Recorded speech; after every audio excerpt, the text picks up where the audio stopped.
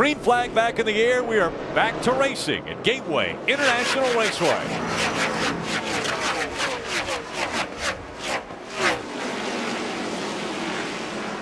Justin Marks running second in the number 65. Then it's right behind him, the 14 of Brett Rowe. Stayed out onto the racetrack.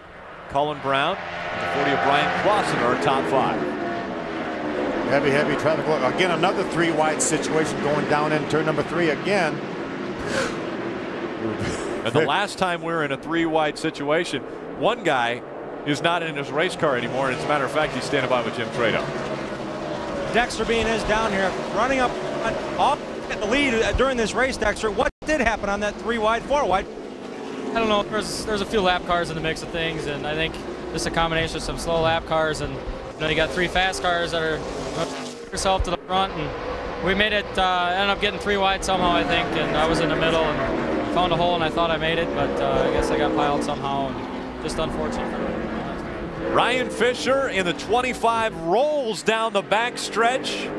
The caution has come out. Debris all over the racetrack. Incredible. While we were talking to Dexter Bean there, that can happen. We saw that happen before in the Truck Series, where somebody got forced into the outside wall and actually got up on their side. I believe it was Rick Crawford a few years ago. Bobby Hamilton also. Bobby Hamilton also. Patrick Shelter involved. There's a 22R pole sitter. Josh Wise got a piece of that. The 4th caution coming out in a magnificent crash here by the 25. Ryan Fischer in that car for the first time this year. Again, that's a Venerini-owned race car. Getting report, you see Michael McDowell stopping over there in turn 1 and 2. ARCA Remax officials will put this race under red right now so they can attend to Ryan Fischer in the 25 car, as well as clean up all the debris. It's all over the backstretch. So the red flag comes out. We've completed 63 laps. Red flag coming out on lap 64. Again, the safety crews making their way onto the backstretch. You see Josh Wise on that access road to pit road, and he is going to come to a stop as well. I'm sure hearing over his radio that the red flag has come out. Field stopping in turns 1 and 2 right now.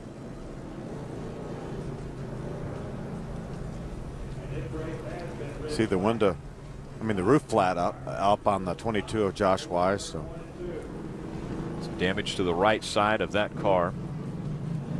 Phil, we just caught a glimpse of that as we were talking with Dexter Bean. It was in the right side of your screen.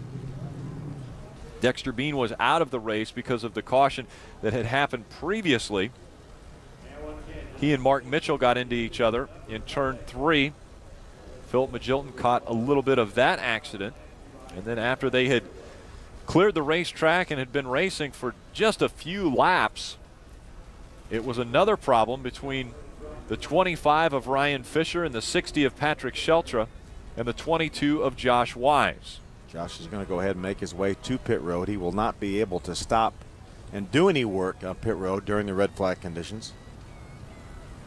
Taking a look at Ryan Fischer, little woozy after that ride, and oh, what a ride it was. That car rolling down the backstretch, but a great sign to see Ryan Fischer out talking and looks as though he's going to climb out under his own power. Yeah, it's great to see right there. A pretty memorable first start in the ARCA Remax Series for Ryan Fischer. Yeah.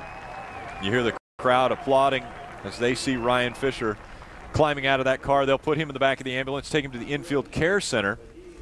Let's take another look at what took place here. See Ryan's on the outside following Billy Leslie. There's Patrick Shelter. The 11 of Brian Silas makes contact. Wow. Up into the wall. Patrick Shelter hits him, slides him up into the wall, and then the rolls begin. It looked like the 25 of Ryan Fischer just launched over the 60 of Patrick Sheltra. You see that car slid for a little bit right on the roof, right over top of the driver, but these cars are so well built. Here's another view. You see the 60 get sideways. 60 sideways and then into the 25. And like you mentioned, Phil, launched. Yeah, from that first view, it looked like Brian Silas turned down, but once Patrick Shelter caught his car from being sideways, he actually drifted up the racetrack and made contact with Brian Silas. Right along with Brian Silas here and see the view he had of this one. Saw Brian got out of the throttle to try to give him room. He's the one that made contact with the 22 of Josh Wise. Brian did a good job of keeping his car straight. And again, this is a look real time now. Sheltra's going to go to the right.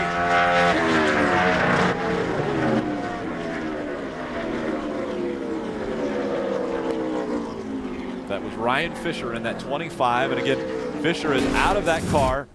They're going to try to put it on the rollback. And so there will be a little cleanup from Gateway International Raceway. A magnificent accident taking place on the backstretch. They'll clean it up and we'll go back to racing when we come back. Welcome back. The safety crews now taking a look at the catch fence along the backstretch. And the reason for that is we've just had our 4th caution of the night, and the damage that has taken place there was from the 25 driven tonight by Ryan Fischer. And we take a look from behind. The 60 is going to come across, hit the 25, and look at him into that catch fence. Tore the right wheel completely off of the race car. Yeah, but that catch fence did its job. I mean, it put that car back down, did not let it go outside the racetrack. That's what that catch fence is for. Yeah, it bent a little bit, and maybe that bit some of those poles, but it did its job. You can see all the damage to the right front. That's where the car hit the catch fence. It just ripped the right front wheel assembly completely off that car. That's the damage to the 25 car. Again, tonight driven by Ryan Fischer. Now, the driver of this car was taken into the ambulance and into the infield care center, but he was taken, or he actually was able to get out of the car on his own. So that was a great sign. We'll wait to hear the results from the infield care center when he's able to get out of there, but a wild ride for Ryan Fischer. That was a few moments ago when Ryan was able to climb out of the car on his own. Power ARCA Remax officials right there with him. Kind of catching his breath. It looked like, he's like, wow, did I just ride through what I felt? I've never seen a wreck like I just had. Yeah, very amazing. We see the workers still continuing there. Well, Sunday on Speed, step into the wind tunnel with Dave Despain. Don't miss the biggest names and the biggest opinions, well, and the biggest mouths all season long. This week's guest, John Force, 14-time champion of the NHRA. Wind Tunnel with Dave Despain, Sunday 9 p.m. Eastern, live on Speed. So as the safety crews continue to work on the catch fence and clean up the racetrack, we're under red flag conditions from Gateway International Raceway.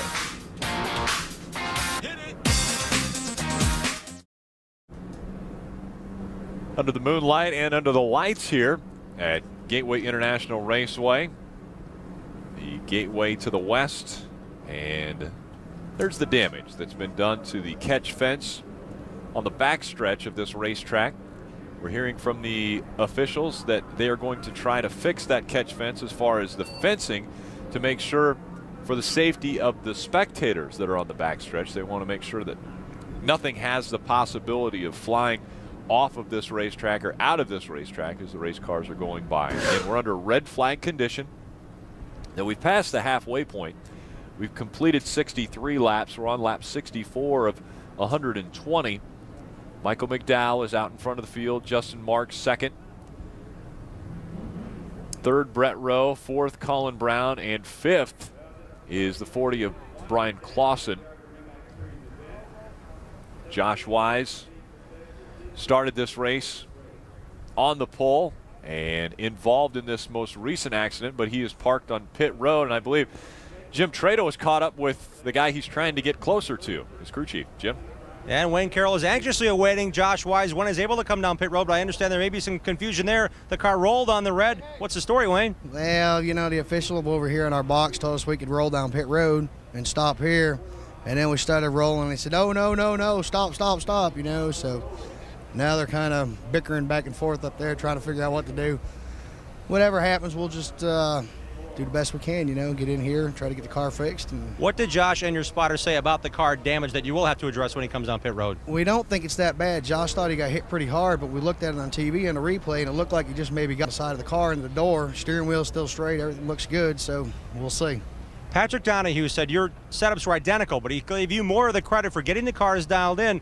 What's the reason, Wayne? What you came to this team rather late in the season, I'd say. You're now overseeing the 22, but talk about the setups and how much you play a role in this Eddie Sharp Racing team. Yeah, they're very similar. You know, we come to the racetrack pretty close. We unload close together. His driver likes a little different thing than our driver does, you know. We go one way a little bit, he goes the other way. We try some different things. We share information back and forth and try to make the 2 and the 22 go fast. They've been fast tonight, guys. Awaiting Josh Wise down on pit road is Wayne Carroll, the crew chief on that Toyota Camry. Well, when you're talking about fast, obviously you've got to talk about the guy who's leading the race, and that's Michael McDowell.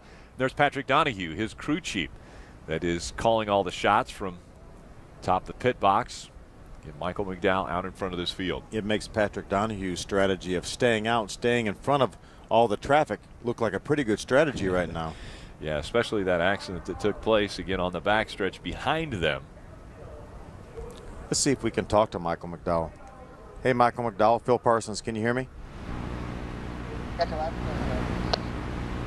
Well, we're past halfway. You've got the lead, and it looks like they're trying to fix the fence. Ray Dunlap reported during our commercial break that Patrick said he has a plane to catch. He just as soon go ahead and stop this race now. What do you think? Yeah, we were kidding there. You know, definitely, we got a good car tonight. We've been working on it a little bit. You know, we didn't qualify where we wanted to, but we knew we had a car that could race to the front. You know, we're just past halfway now, so we just got to keep on keeping this number 2 D-Line design car up front. When the pit stops kind of work out here in the next 30, 40 laps, we'll see where we're at, make a run at the end. Yeah, Patrick said that you were really fairly close to your window on making it the rest of the way, but he said, we know there are going to be some more caution flags, so we'll probably get in and get some tires, and we'll be good to go to the end. You know, it's tough to have the perfect strategy every time, so, you know, for us right now, we want to stay out front, kind of stay out of the mess and keep the track position, and when it gets closer to the end, we'll come in for that final stop. I know you didn't have a view because you were up front of what happened back there, but I know when you came back around the racetrack, I don't know that you ever even went back through there, so we had a pretty heck of a wreck over here with the 25 of Ryan Fischer. Yeah, they were telling me about it. I hope everybody's okay with what it sounds like they are. And, you know, I didn't get an opportunity to see it, but good news is I can go home and watch Speed Channel and get the highlights on Speed Report. Well, that's what we like to hear, buddy. Great run so far. Keep it going. Thanks, guys. Michael McDowell looking for his 3rd win of the 2007 season. He's already grabbed a couple wins here as he is going for his first championship in the ARCA REMAX Series, trying to upset 8-time series champion Frank Kimmel. McDowell finding victory lane at Kentucky, and then right again followed that up with his Pocono win. And we're hearing that Ryan Fischer is out of the infield care center and with Ray Dunlap. Yeah, he sure is, and we're hoping we can show him a replay here shortly. But Ryan, what an unbelievable ride. Can you tell us what it was like inside the race car? Sky ground, sky ground. That's what it was. Sparks everywhere. I'm all right. My knee's a little sore. Face got a little cut on it, but other than that, I'm all right, I think. I think if you get a chance to look at this replay, you will be amazed. It was really quite a crazy ride. That's what I hear from everybody else. All I remember is Billy Venturini yelling on the radio, well, that was about the worst wreck I've ever seen. So I'm all right, so that's a good thing. Okay, take a look right here on the monitor. We'll show it to you, and this is just amazing as you get launched up from the beginning right here. I remember every single bit of that. I don't remember how many times I flipped. Oh, there's 3. There's a stand up, right up. I mean, yeah, that's wild. That's wild, that's for sure. It's the worst wreck I've ever taken, but at least I'm still here, which is a good thing. Tell me about the early part of the night here, though, and your experience here. This was your first race in the ARCA REMAX Series. Yeah, my debut.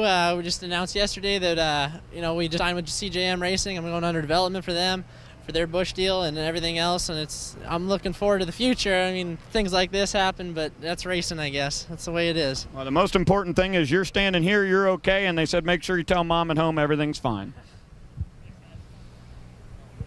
Again, that's Ryan Fischer, Surrey, British Columbia, his hometown, and it looks as though, well, we might see a little bit of action here as they're getting ready to move the pace car back out. He probably will not ever forget his first ARCA REMAX race. I don't know if I'll ever forget his first ARCA REMAX Series race. We'll be right back with more. Still red flag condition here at Gateway International Raceway as they have stopped action because of an accident on the backstretch. All of the participants that were involved in it have been checked out and released from the infield care center, but the safety crew still trying to bandage up the catch fence on the backstretch And the reason why they are doing that is because of this. We take a look at what took place there on the backstretch. And again, this is the 60th Patrick Shelton in the green car. We're going to look at that in a moment, but early on it was Brian Keselowski cutting a left front tire, getting into the wall. Aaron Crocker got run into from behind by the 25 of Ryan Fischer. Yep. Also collected Gabby DeCarlo. Michael McDowell takes the lead from the one of Dominic Casola. Dominic Casola grabs the lead. And then another accident. Dexter Bean sliding around, almost getting into the back of the 46 of Frank Kimmel. Mark Mitchell also involved in that accident, as well as the 47 of Philip Magilton. Dexter Bean walked away from that one. This is why the catch fence needed repaired. 3 times around goes Ryan Fischer. You see that deck lid flipping around there, still held on by the tethers. And with ARCA REMAX officials along with track officials making repairs to the catch fence.